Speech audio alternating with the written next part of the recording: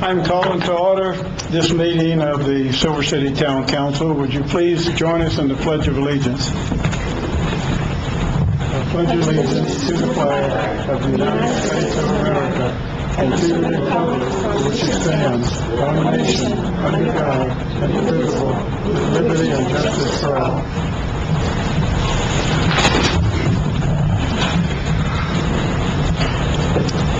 I'd like to welcome everyone here tonight. Welcome, Lieutenant Kuzan. Thank you for being here. The next item on the agenda is public input. We have 3 people that have signed up. I'd like to remind you that by city ordinance, there's a 5-minute time limit, and if you're going at about 4 minutes, I'll kind of give you a signal to let you know that you have a minute left. The first person on the list is Jen Pack. Would you please come up? And you have to press a little button on the microphone to turn it on.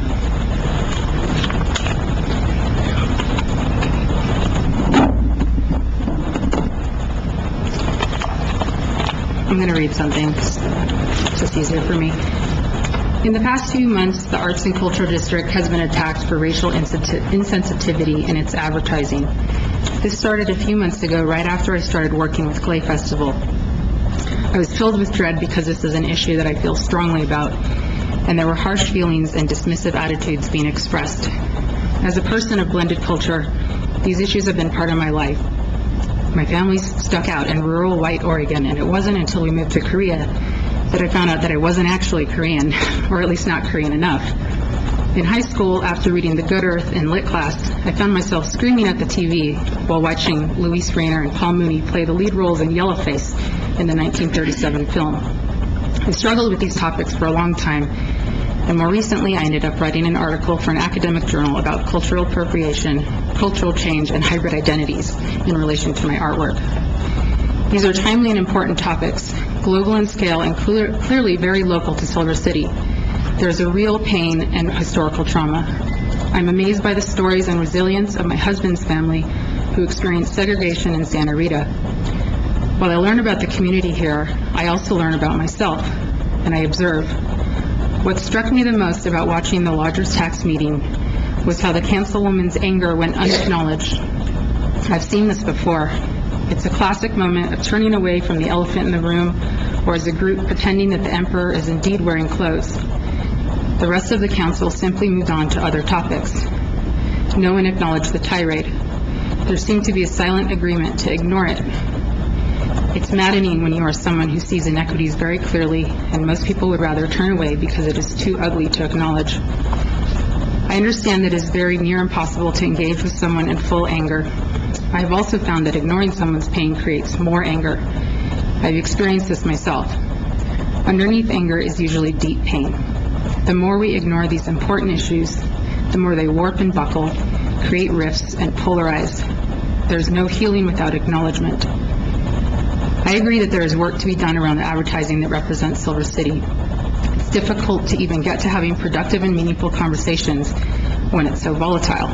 Has the council had a broader discussion on these topics? Does anyone want to? Is it the ACD board's job, or do we just keep ignoring it until it festers? What about asking questions that reach further than the surface of these issues? Why is visual representation so vital to people? Why is it so distorted? How has the historical legacy of this community affected its structure today? Why are we afraid to discuss these issues? Here's the thing. While harsh feelings and dismissiveness was expressed after the initial criticism, Callie was not among the people who were defensive. She was open and sought out conversations about improvements. She may have been hurt, but she was able to hear the message underneath the harsh delivery. She met with the photographer and moved to begin developing more inclusive imagery. She also invited you into her office to acknowledge your concerns. This was a huge relief to me personally. I was filled with dread when this first erupted because it wasn't the first time I've been the minority in a white workplace. It can at times be very uncomfortable. It's not my place to represent all minorities in these situations, and it is exhausting to hear these issues being dismissed as oversensitivity. This experience is similar to being the only woman in a male workplace, which I've also experienced. Something shifts in a workplace when there are diversity of views. Discussions change, jokes shift, and dynamics are disrupted. I was relieved that Callie, a young white woman, was able to have these conversations openly and with sensitivity. The ads may not be perfect, but these things take time to develop. Earlier I said that the thing that was most disturbing to me was that the attack and the message behind it went unacknowledged. What I meant that was went unacknowledged except by one person, Callie Pennington. After the counselor spoke about other things, Callie circled back and acknowledged you. She did it with humility and grace, and that is a rare thing. As a person who generally shares your views in these issues, I have to tell you that the delivery is counterproductive. No one can hear the message because its delivery is so volatile. There are not many people who can absorb that kind of anger and make any sense of it. As you've experienced, most people simply ignore it. Then there are a rare few like Callie who can absorb it, make sense of it, and use it to induce change. There is no guarantee that the next director will be as open to this conversation. I question why you chose the route of public attack and what purpose you think that would serve, other than to further alienate and polarize. I feel we have enough of that in today's political climate. It's disappointing. I wish I could offer a solution to these important issues, but I'm at a loss. I can only give my honest feedback in this situation as someone who has experience and knowledge of these issues and wishes better for Silver City. Thank you. Next on the list is Cecilia Kevin.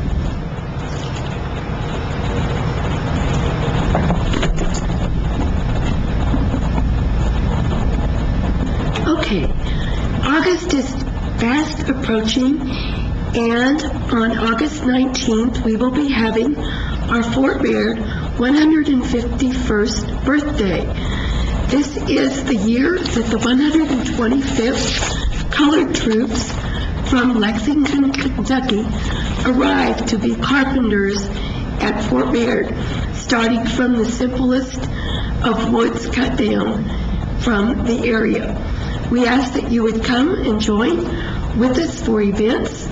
We will have two main speakers, Doug Dinwiddie on Lieutenant Wright, who wrote the paperwork for two of our Buffalo soldiers to earn the Medal of Honor, and then a man from Alpine, Fort Davis, Texas area that is going to speak on a teenager's version of Chasing Victoria. The teenager was the 19-year-old son of Colonel Grierson of the 10th Cavalry. And I would like to welcome you all. Now, with all of the concern about culture, I'm going to say 19 years ago, we were not liked because we didn't put up something concerning Hispanics in our first poster. We had an Indian scout, a Buffalo soldier, and a white soldier. Lo and behold, through the journals of a white lady, we quickly found that there were Hispanic guides at Fort Baird. The guides didn't have a compass. The soldiers didn't have a compass, but we shared and worked together. Fort Baird was probably the most mixed of cultures in the community, from Chinese to Irish to Danish to German to Polish to white. Everyone worked together on a job sponsored, created by the federal government. If I have one more minute, I'm going to share an upcoming thing. I am a board member of the Oregon California Trail Association. Silver City and Deming share the Butterfield stage, but it was only Silver City that General Carney, Kit Carson, Lieutenant Emery, and Sacagawea's son came through with the Spanish-American War and went on to California. Kit Carson was also a worker at Santa Clara, and the organization, working with the city and sponsors financially, would like to put up 2 signs at the visitor center. And I will come with more things as we develop it. Thank you. Thank you. Next on the list is Simon Ortiz.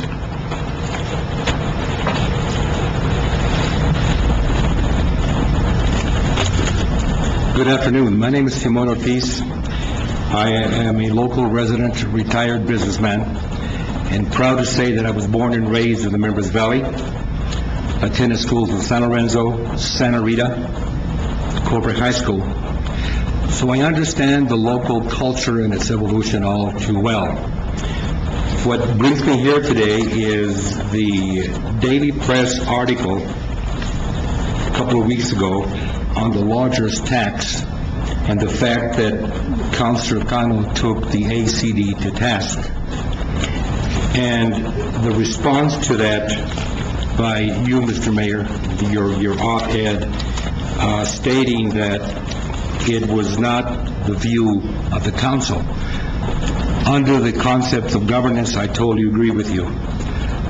The council does not speak through one person, but rather through all. It's a common voice. I would submit to you that the comments made by Councilor Cano are a mere reflection of reality. I'm going to ask that you not disassociate yourself, the council, from the spirit of the comments made by Councilor Cano. It is, again, I repeat, it is a reflection of reality. Just ask those of us who have lived and loved this area. I remember years ago when I started in business, I loved, and I still do, Silver City Life. I advertise in it. But one of the first times that I read Silver City Life, I had the same reaction that Councilor Cano had. It says, whoa, this is, where are the Hispanic communities? I served on the board of the Grant County Community Council Association in attempts to broaden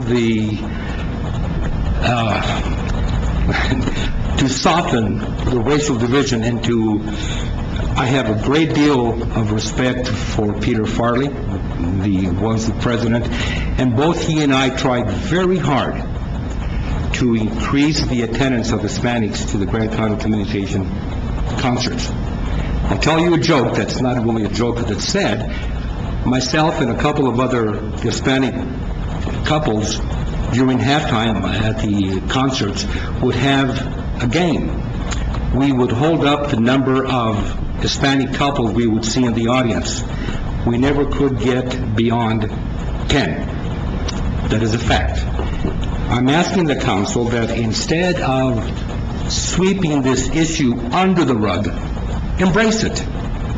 It is reality. It was not offensive. It is a topic that I think merits discussion. Ask those of us who have been in business, and I'll tell you stories that are chilling. It is a reflection of reality. So I submit to this council to not sweep it under the rug. Embrace it. Discuss it openly. There's no shame in it. What Councilor Cano said was not offensive. It's not breaking new grounds. It's just reminding us of today's society. So I submit again to this council. Embrace the spirit of the comments and work amongst yourself and the community to make sure that our diversity is represented fairly, whether it be in Silver City Life or whether it be in any of the advertising that is promoted by your funding. It's the wise thing to do, and it's the right thing to do. Thank you. Thank you.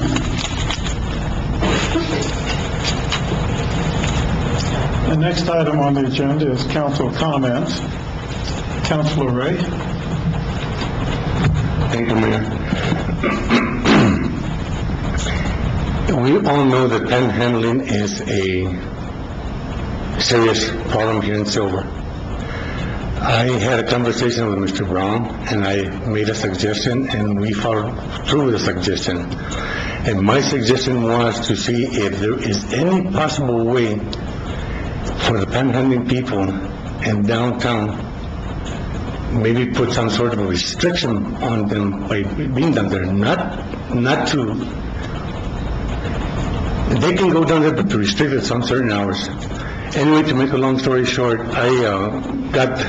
Mr. Brown got a hold of me, and he told me that he had talked to Robert Scavin.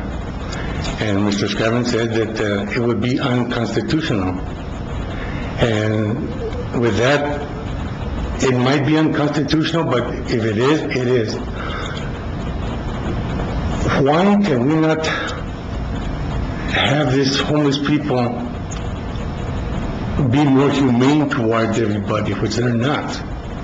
Some of them are very, very serious about doing things, and it's hurting the people from downtown Silver. Not just in downtown Silver, but throughout other businesses throughout the town, and not just here, in other communities also.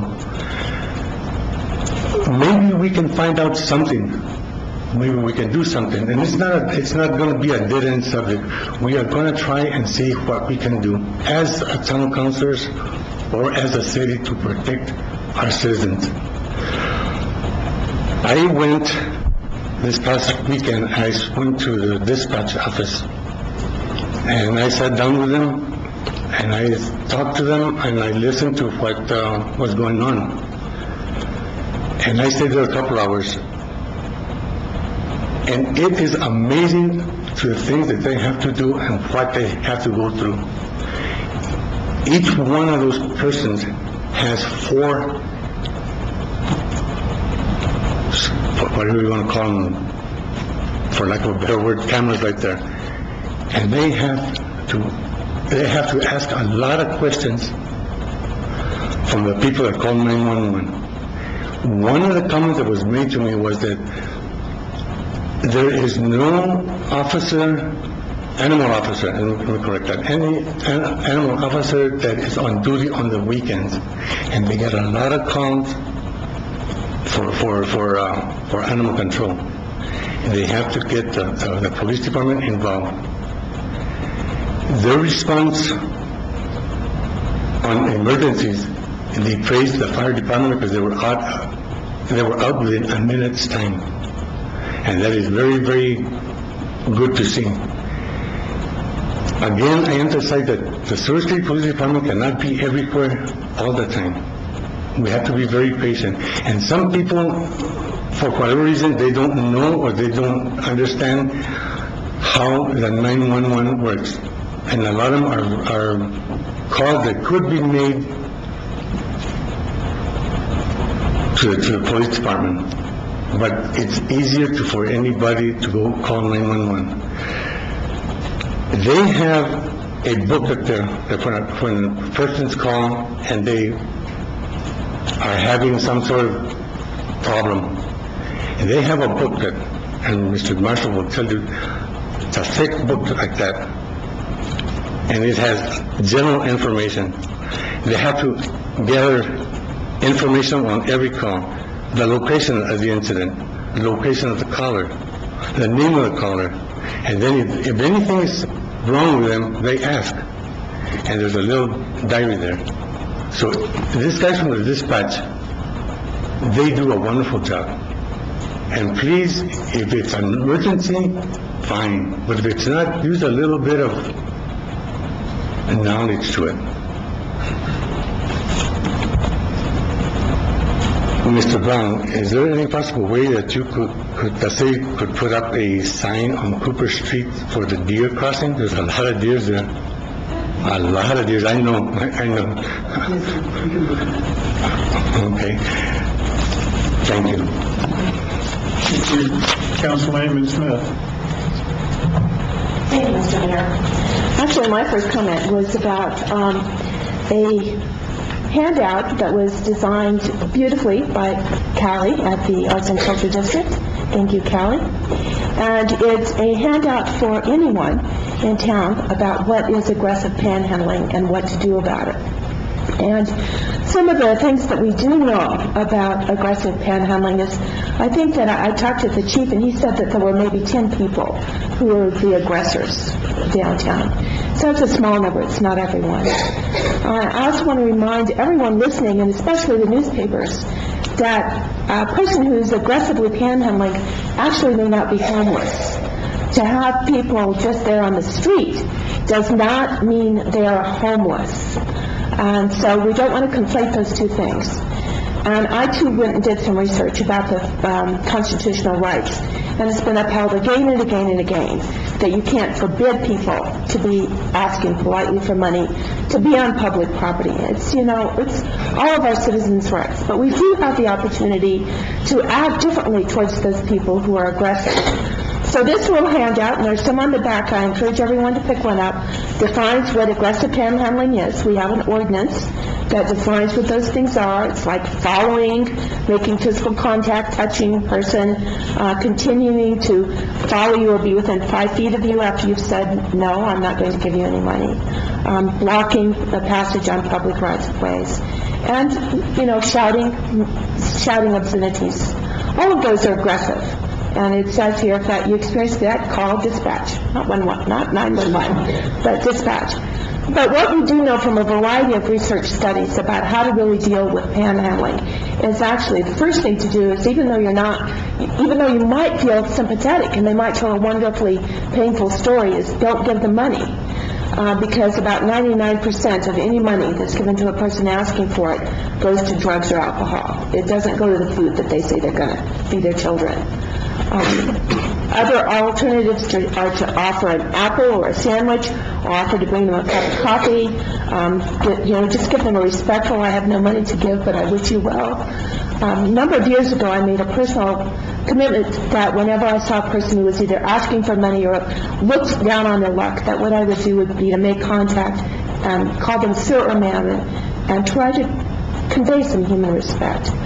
And of course, you can always encourage people to go to the Gospel Mission, where there are hot meals served every day, and where they can get necessities like personal cleaning supplies, where they can find ways for social services. So there's a lot that we have as services, and I know that there are groups of folks who are working on improving services for folks, especially those who we really know suffer from drug addiction and or mental illness, because that is really a large proportion of the folks who you see out on downtown. So let's be compassionate but smart. My next comment is that I want to let everyone know that the New Mexico Tourism Department has chosen a project submitted by our Silver City Main Street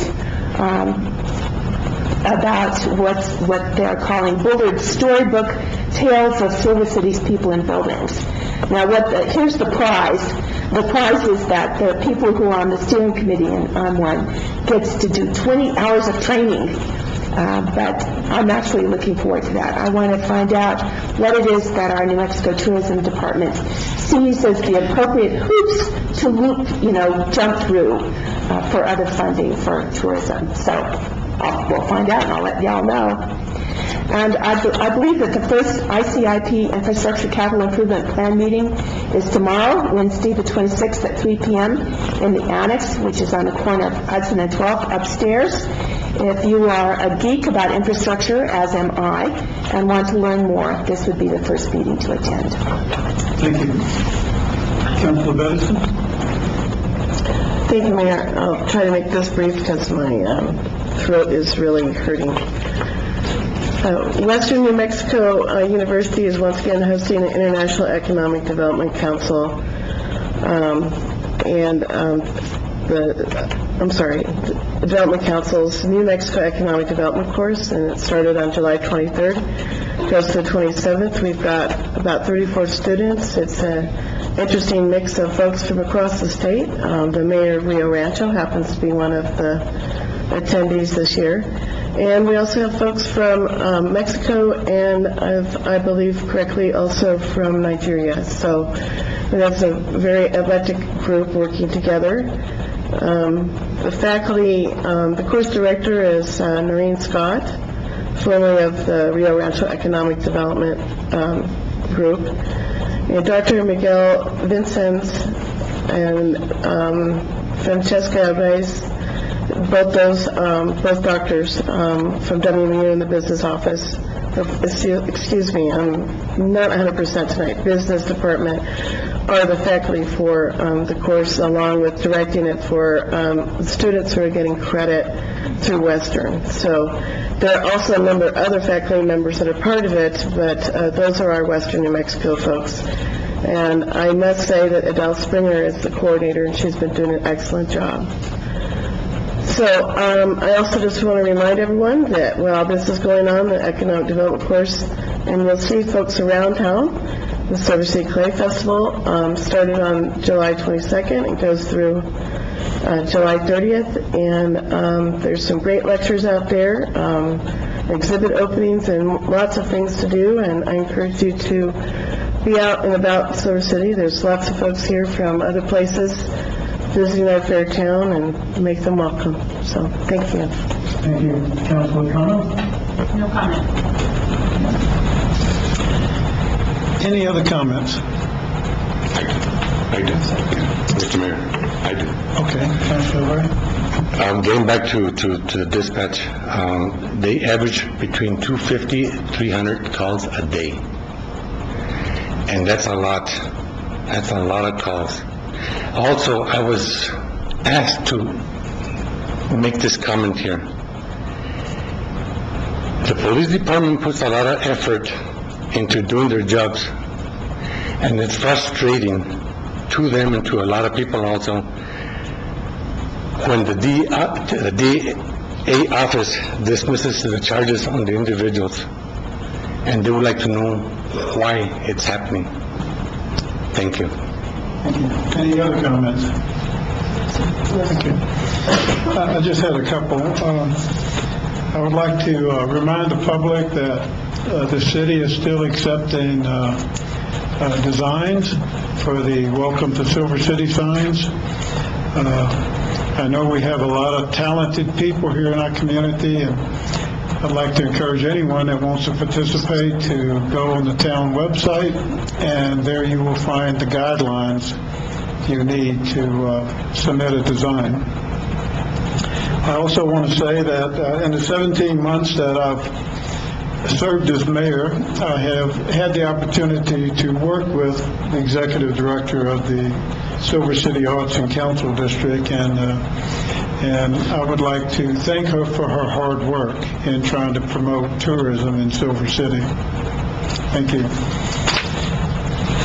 The next item on the agenda requiring actions is change to the agenda. Does anyone want to make a change to the agenda?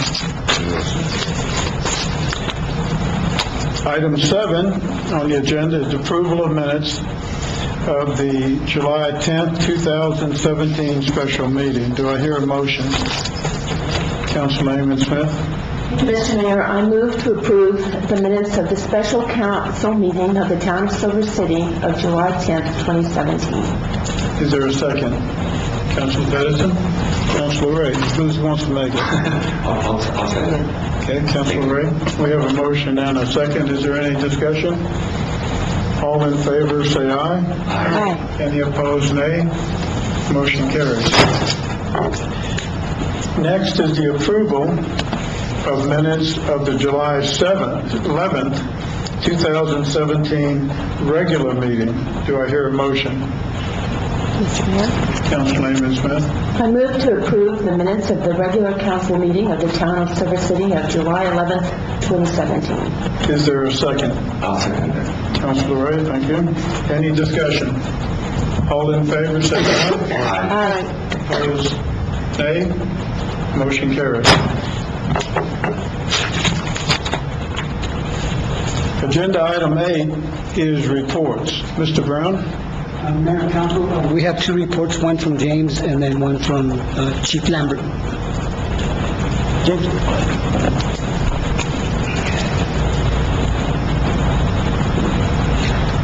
Mayor and council, the mayor asked me to give an update on the welcome signs that we've received in community development, and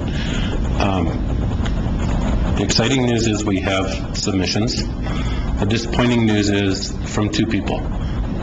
So we have two people submitting 5 or 6 actual ideas. So we do have some ideas. Remind everybody, Monday, 5 o'clock. Let's get your creativity and share it. There was a large outcry that the council did not do this at the beginning, and there has not been a loud outcry or submission of ideas. So get out there. Any questions?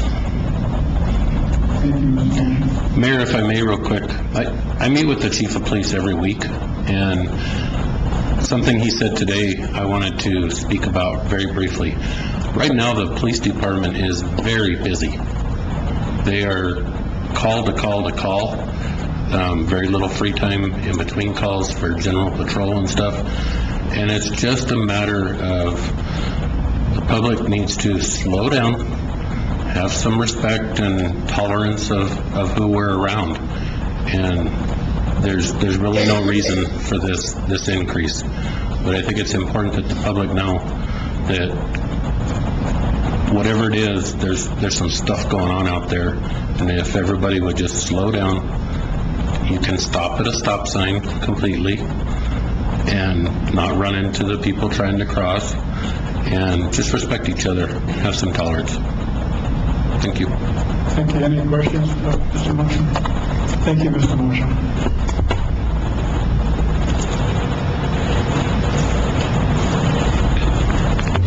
Mayor, council, I come before you tonight to discuss our call volume again. Month to date, we've had 27 fire incidents. 7 of those, as I previously reported, were from the 4th of July. 1 of those was an actual fire. Beyond those 7 reports on the 4th of July, we had 4 other fires this month. More importantly, however, since the last council meeting, we've had 149 EMS calls as of roughly 3 o'clock today. Of those 149 EMS calls, Silver City Fire Department has transported 5 of those patients due to unavailability of ambulances from Gila Regional. An additional 4 of those calls, we have sent personnel to assist with Gila Regional during their transport. So the call volume has exceeded previous estimates. Beyond that, we have the 2 new business inspectors on board doing fire inspections in town. And I wanted to report, since the last council meeting, those 2 individuals have done 65 inspections on local businesses. So, and what they're finding is that the vast majority of businesses in the area have very minor infractions, save for 1 or 2. So, in the 2 weeks since our previous discussion about these transports, we've actually had an increase in those from previous months. We have made some discussion with Gila Regional about negotiating a contract. Nothing has come to fruition yet. So I wanted to keep you abreast of the situation and just give you some statistics. So if you have any questions, I'd be glad to entertain them. The reason I continue to have Milo come in front of the meeting to the council and providing this report is we need to get the hospital to the table. They called us and said they want to talk after the last meeting because we brought it up in the council meeting, but they've yet to actually come to the table. One of these incidents is, as far as us transporting, I believe they showed up in a personal vehicle. Yes, 2 of my EMS providers arrived on scene with one of our rescue units. EMS was unavailable at that point, to the point that their responders showed up in their personal vehicle and street clothes to assist us with no equipment or ambulance. That was one of our transports from that citizen's home to Gila Regional. So that's rather disconcerting. So we will continue to follow up on it, and pretty soon we're going to start reporting on to the PRC and to the EMS Bureau. Thank you, Mr. Brown. Okay. Thank you, Chief.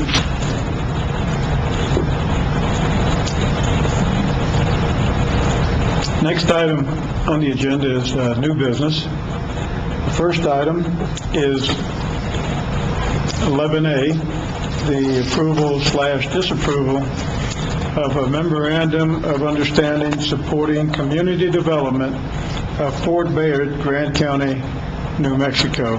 Ms. Priscilla Lucero, I think, will make this presentation. Good evening, Mayor and Council and staff, and thank you for having me here today. So I just wanted to give you a little bit of history and why we are where we are today with Fort Bayard. And I would say that in the fall of last year, Senator Morales tasked me with working with several departments as well as some of the local governments and beginning to have more conversations and better communication around how we could actually support one another with the Fort Bayard efforts. And I've got to say that in the beginning, it took about a trip for me to Albuquerque once a month and really meeting with Department of Health and their attorneys along with Cabinet Secretary Burkle from General Services Department. We were to bring some other individuals from Cultural Affairs. It also included the Historic Preservation, and the more people we could think that could come to the table to begin to have those discussions, that's kind of what transpired. And what we realized is that, you know, everybody was communicating in their own way to the village of Santa Clara, but not really looking at it from a bigger picture in a more cohesive way. So that really ended up kind of moving things in a different perspective or different motions, but for much better purposes. And I think that there was a lot of commonalities in what we all were trying to accomplish. And so moving forward, we were able to bring other people that maybe had interest about what could be some potential funding sources, et cetera, et cetera. And so one of the discussions came in one of those meetings was that they felt that there really should be some kind of agreement between the local governments and Western New Mexico University for the purposes of showing collaboration. And this specifically came from Cabinet Secretary Burkle to be able to do that, because one of the things that they've been striving for is the transfer of the property to the village of Santa Clara, which is one of the initiatives. But again, there's many state statutes that they have to follow. Part of that, from my understanding, requires a legislative authorization. There's also discussion around having to develop public-private partnerships so that maybe there would be potential investors to help want to rehabilitate that facility. But nonetheless, none of that could really be done without showing that there was a united effort, that everybody was really wanting the same thing to revitalize Fort Bayard. By no means does that mean that we're saying that there's a financial commitment as part of this. What it means is that it allows us to be able to increase opportunities, and an example of that is the AmeriCorps volunteers. I think this is the first time that the AmeriCorps volunteers were allowed to work with a state agency to allow efforts to kind of minimize the deterioration of those facilities. And it took weekly conference calls in order to be able to get past some of the requirements, both on the village level, the funding level, and then also on the federal level.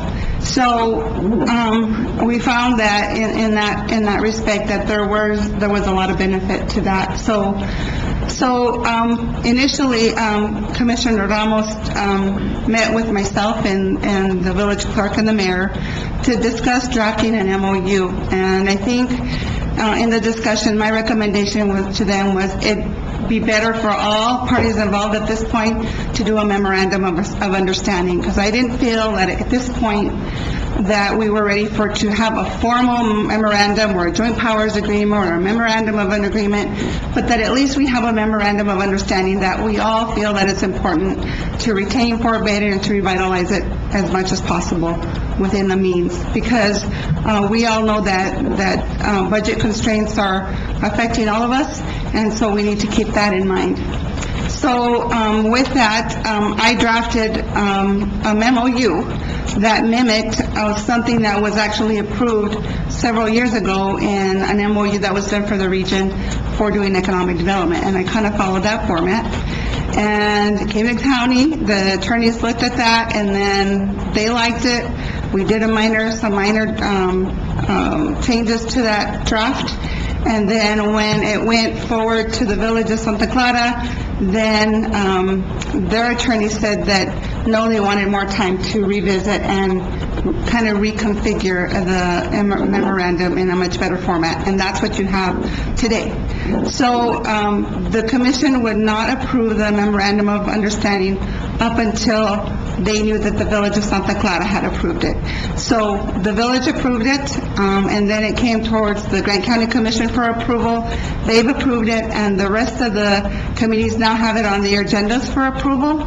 And I think the last one that would have the final approval would be Western New Mexico University, and I believe that date is the September date for their meeting, which is September 14th.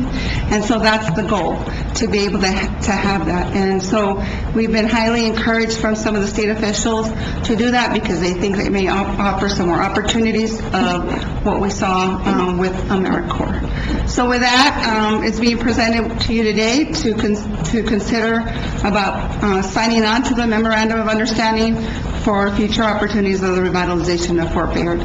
Do you all have any questions for me?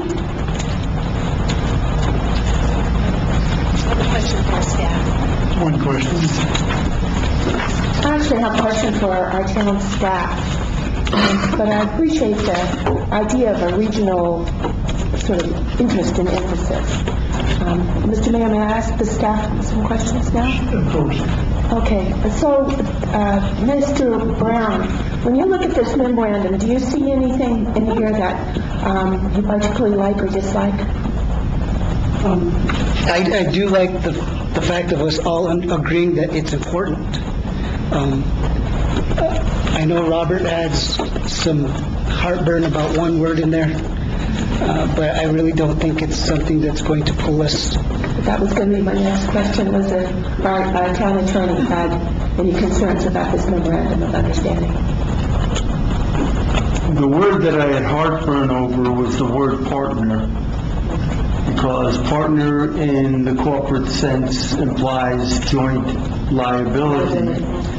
And I believe the word partner is still in there, but there's language about not being responsible for others' negligence that wasn't in the original draft that I saw, and that there was no commitment to do any financing, and that was also a change from the original. There was implication that we would be liable for the acts of other partners. And I gave that feedback to Alex some months ago. He passed that on. I guess that was taken to heart. I don't like the word partner. I was choosing another word. Collaborators,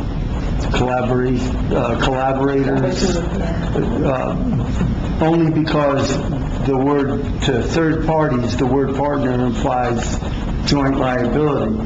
The word is still there, but there's other language in there that attempts to soften the legal effect of it. So I've got no current problems with this draft. So this draft really says that essentially we in principle think it's a good idea, but it limits it essentially says there's no financial liability or any other kind of liability. That is correct. That's correct. That is correct. That was my question. I think that was the biggest concern early on from all the parties involved, because we realize that a lot of them can't make any type of commitment. And we also know that there's large dollar amounts that are going to be required in order to revitalize that. But what we can try to do is do our very best to try to preserve it. And yet, if there is say, an opportunity for a public-private partnership, for some reason that somebody comes to the state and says, hey, we have an economic development opportunity, then we can already show that collaboration as well as, doing other things to at least enhance the property so it doesn't continue to degrade.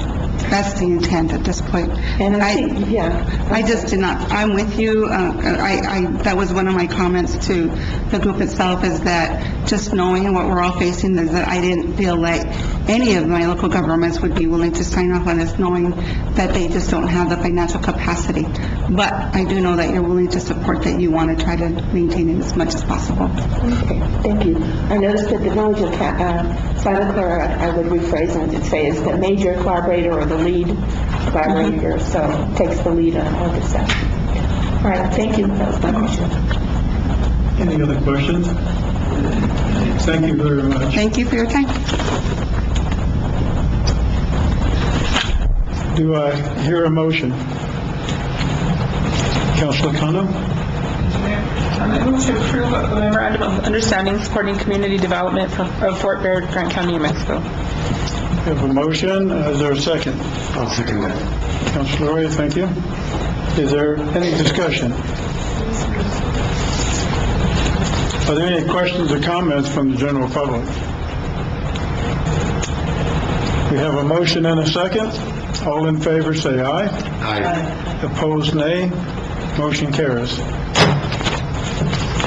Item 11B is approval/disapproval of resolution number 2017-20, a resolution rescinding resolution number 2017-14, which had provided for an adjustment of property tax rates within the town. Mr. Brown will speak to this in a minute, but just in summary, a month or so ago, the town was concerned because we feared that we might lose our hold harmless funds, and that would have had a devastating effect on the city finances. And so we passed this mill levy as a backup in case that happened. And we told the public that if we didn't lose our hold harmless, we would rescind this property tax. And so I'd strongly encourage the council to approve this resolution. Mr. Brown, would you give us some more background on this? Madam Council, the reason that it was brought up early on in the budgetary process is because you can only approve a property tax increase one time a year, and that's before you, along with your preliminary budget. So we did approve the one mill levy increase back with our preliminary budget, and as the mayor said, that we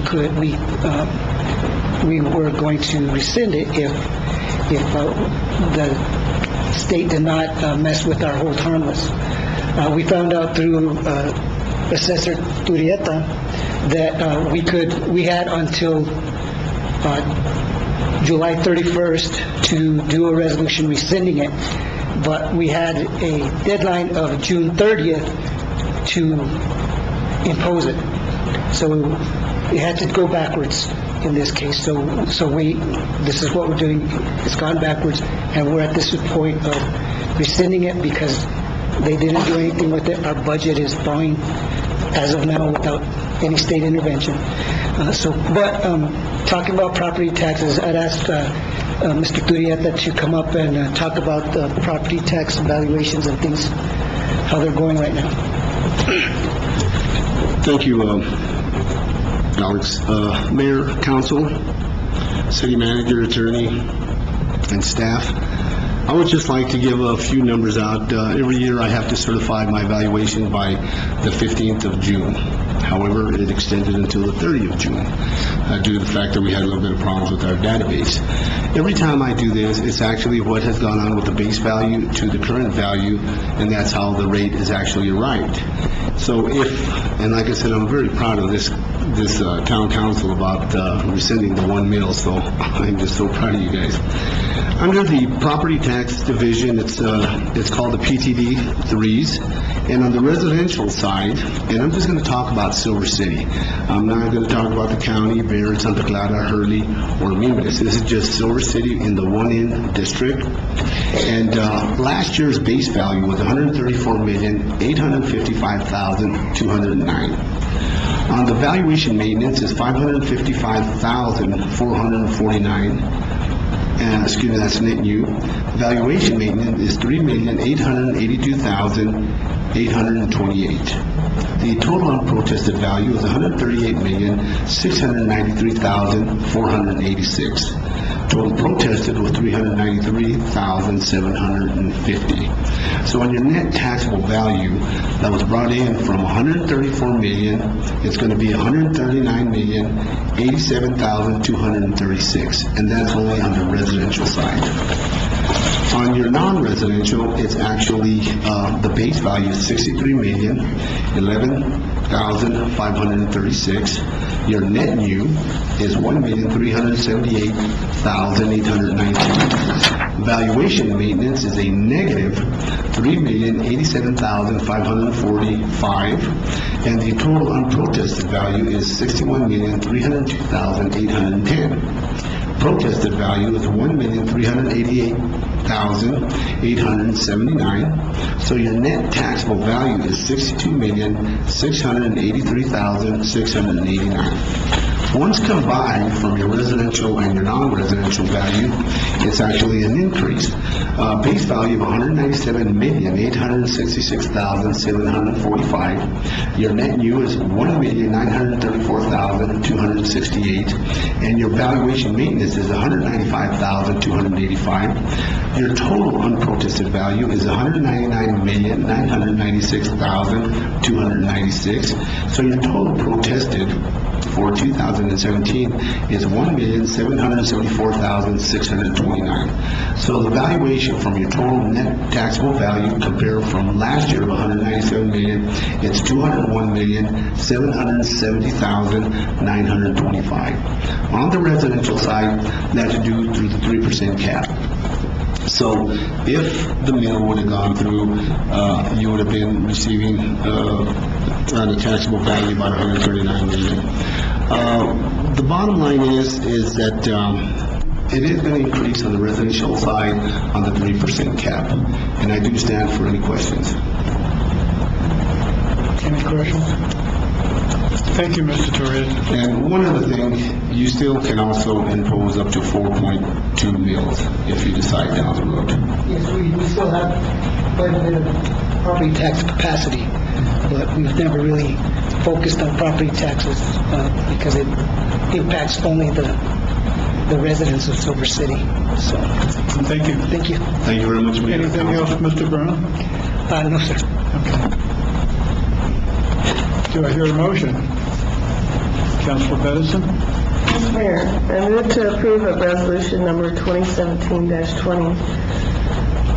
A resolution rescinding resolution number 2017-14, which had provided for an adjustment of property tax rates within the town. Is there a second? Councilor Naaman Smith? May I second that motion as stated? I have a motion and a second. Is there any discussion? Yes, Mr. Mayor. Yes. Actually, I want to put this out for discussion, which is we are still losing year by year the hold harmless because of the actions of the legislature. So we are not going to impose property taxes now, but about $120,000 cumulative every year is still being swept out of our budget or not being put into the budget because of those actions. So we might be okay now, but we're not always going to be okay, are we, Mr. Brown? Yes, that's correct. My philosophy now, early on, because even if we impose all of our hold harmless gross receipts taxes and our property tax mills, we still will not cover the total loss of hold harmless. So the approach that I wanted to take is that we're going to cut and adjust, fine-tune the budget, any waste and anything that where we can save funds as long as we can before we have to start imposing tax increases. So I want to acknowledge that as the town manager and his staff, what they are doing is they're looking at processes, they're improving processes, they're consolidating within the town, really trying to save operational money. But at some point, that will run out. So I also want to acknowledge that we have made a commitment as a town and as a council to not just whack people with taxes. We're not going to do that. We're going to raise taxes only when we really have to. So I just wanted to make sure that the public heard that from all of us, that we're not, we don't want to raise taxes unless we have to, and we are still suffering and going to be suffering. Thank you. Any other discussion? Councilor Ray? Yes, thank you, Mayor.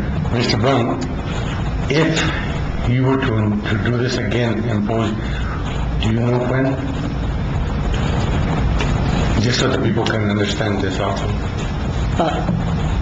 At the very latest, in 2 years. Okay. I think we might be able to get by 1 more year, but that, as of this year, we had the decrease in revenue of $330,000 total.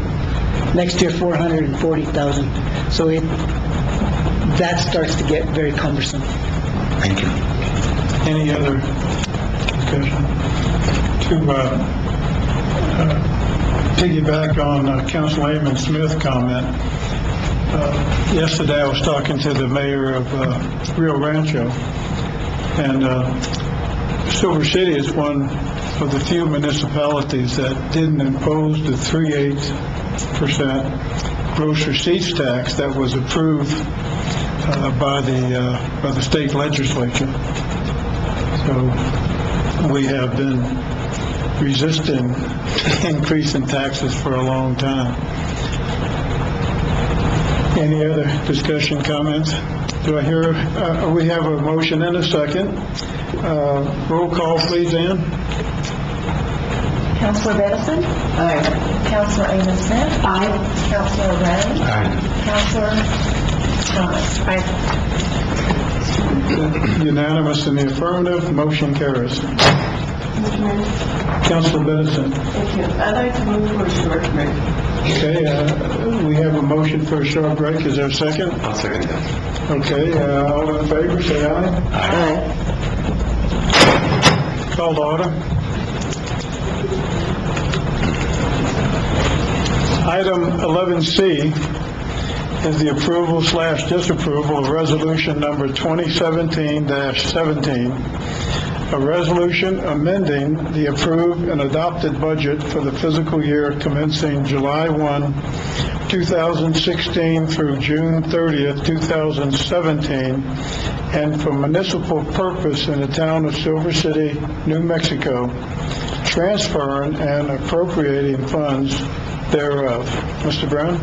Mayor and Council, this budget adjustment basically was to include grants, new grants that we received after the budget was approved.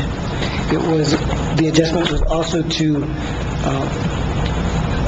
transfer funds to projects that were overexpended, capital projects primarily, because I knew we were going to have the funds to do it. So I let the project go ahead and happen, and then now we're just covering it, just giving us the final authority to have expended the money. You did give us the authority for the project initially and everything. It's just, we just want to be safe with the auditors in the state. So basically, if you have any questions that I can answer for you. Any questions? Thank you. Do I hear a motion? Mr. Mayor, Councilor Ray? I move to approve resolution amending the approved and adopted budget for the fiscal year commencing July 1st, 2016 to June 30th, 2017, and for municipal purpose in the town of Silver City, New Mexico, transferring and appropriating funds thereof. We have a motion, is there a second? Councilor Bediston? Mr. Mayor, I second the motion. Is there any discussion? Roll call, please, Ann. Councilor Kano. Aye. Councilor Ray.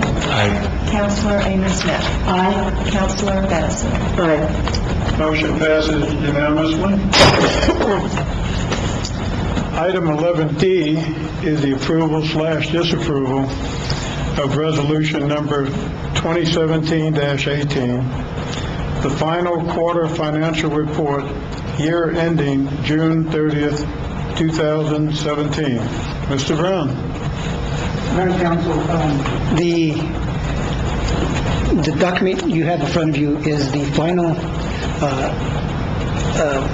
reconciled quarterly report for the fourth quarter. The total expenditures for the entire year for the budget were $24,9,780,000. Total revenues were $23,289,100, and we had a beginning cash balance of approximately $3 million, and these are all funds combined. In a lot of these groups that you're seeing, there's multiple funds that are grouped together. The main fund that we operating fund is the general fund. As you can see, by far, even all the capital project, which is the next largest, is only, $6 million total expenditures. The general fund was over $9 million. And so, in our preliminary budget, this year, I was very conservative, and I projected that we would end up with a beginning cash balance of $569,000. As you can see, our ending cash balance is $857,976. So we came out much better than what we had based our budget on. And so we came out very well this year. Any questions for Mr. Brown?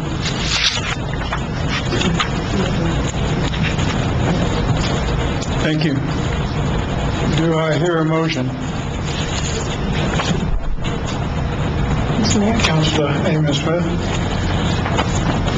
I move to approve resolution number 2017-18, final quarter financial report, year ending June 30th, 2017. Have a motion, is there a second? I'll second that, Mayor. Councilor Ray, thank you. Any discussion? Roll call, please, Ann. Councilor Madison. Aye. Councilor Amos Smith. Aye. Councilor Ray. Aye. Councilor Kano. Aye. Motion carries. Item 11E is the approval/disapproval of resolution number 2017-19, approval and adoption of the budget for the fiscal year commencing July 1, 2017 through June 30, 2018. Mr. Brown? Madam Council, basically, the only difference between this final budget and the preliminary budget is the updated beginning cash balance. And as we discussed during the budgeting process, is I did not include in the preliminary budget all these scheduled raises for the unions. This does have all those scheduled raises. It also includes a 3% increase for the exempt employees. So even with all of those, we still meet our 1/12 cash reserve plus $93,000. So we still have a little bit of a cushion, and we've been able to take care of our employees as well. Any questions? Do I hear a motion? Councilor Amos Smith? Councilor Ray? Thank you, Mayor. I move to approve of resolution 2017-19, approval and adoption of the budget for the fiscal year commencing July 1, 2017 through June 30th, 2018. Thank you. Is there a second? Councilman Smith? Mr. Mayor, I second that motion as stated. We have a motion and a second. Any discussion? Roll call, please, Ann. Councilor Kyle? Aye. Councilor Ray? Aye. Councilor Amos Smith? Aye. Councilor Betts? I just want to let's go ahead and make your... Go ahead and tell us. I just wanted to make sure that everybody knows, without the staff that we have, we couldn't do the things that we've been achieving for so many years. I want to thank Anita and all the finance staff for making sure that I always know exactly where we're at when it comes to the finances, and the departments for understanding when I say no quite often, but still being able to achieve a lot of good things for this community. So I just want to thank everybody from the town for all the good things that they've done. Thank you. Motion carries. Agenda item 11F is the approval/disapproval of the selection of a voting delegate and alternate to vote at the New Mexico Municipal League's annual conference. As a point of information, myself, Councilor Bettison, and Councilor Cano are registered to attend the conference. Do I hear a motion? Councilor Hammond Smith? Mr. Mayor, I move that we select Mayor Ladner as the voting delegate and Mayor Pro Tem Medicine as the alternate to vote at the New Mexico Municipal League annual conference. Okay, we have a motion. Is there a second? I'll second it. Councilor Ray, thank you. Any discussion? Well, let's vote on it. All those in favor say aye. Aye. Opposed, nay. Motion carries. Thank you. This concludes the business of the town of Silver City. Do I hear a motion? Mr. Mayor. Councilor Ray? Okay. Is there a second? Mr. Mayor, I second the motion to adjourn. All in favor say aye. Aye. Motion carries.